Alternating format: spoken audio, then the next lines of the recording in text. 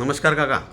नमस्कार. हां, काकांचं जरा तब्येत बरी नाही, सर्दी झाली ना, सर्दी झाली. आवाज येत आवाज नाही. नाही बरोबर. बरं, तर आपल्याला काकांचा जो आपण व्हिडिओ बनवणार आहे हा, तर यांना काय त्रास होता, तर त्यांच्या वतीनं आता तुम्ही सांगा की बाईंना काय त्रास त्याला होता. तारसले होता, आग वाजाय पायात. पायात आग होत होती. हां. तर काकांचा पाय हे वरती करा काका थोडं. हां. अशा प्रकारच्या पायाला जखमा झाल्या होत्या आणि पाय.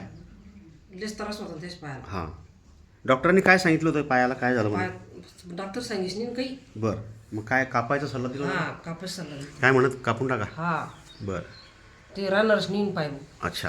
हा आणि मग अशा परिस्थितीमध्ये तुम्ही आपले कैलास उबर्डे सर आहेत, हां. यांच्याकडे तुम्ही बुलढाण्याला आले. हा आणि बुलढाण्याला आल्यानंतर आम्ही यांचं पाय पाहिला होता तेव्हा. तर या पायाकडे आपण पाहू शकत नव्हतो अक्षरशः. नाही लय वास येत होता त्याचा. हां, वास पण येत होता आणि खूप मोठी जखम होती. जखम गांडली होती ती. हां, डॉक्टरांनी सांगितलं होतं की कापून टाका पाय. तर अशा प्रकारचा सल्ला तुम्हाला मिळाला.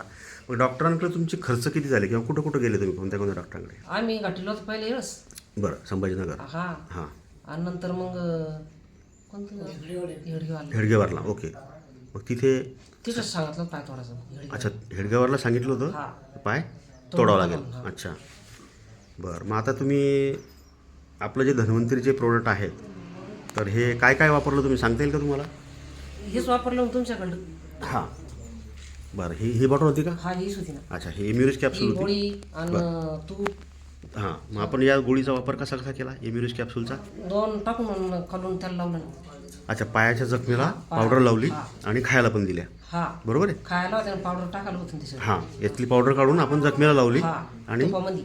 हां, तुपामध्ये हा आणि खायला पण दिल्या. हा बरं.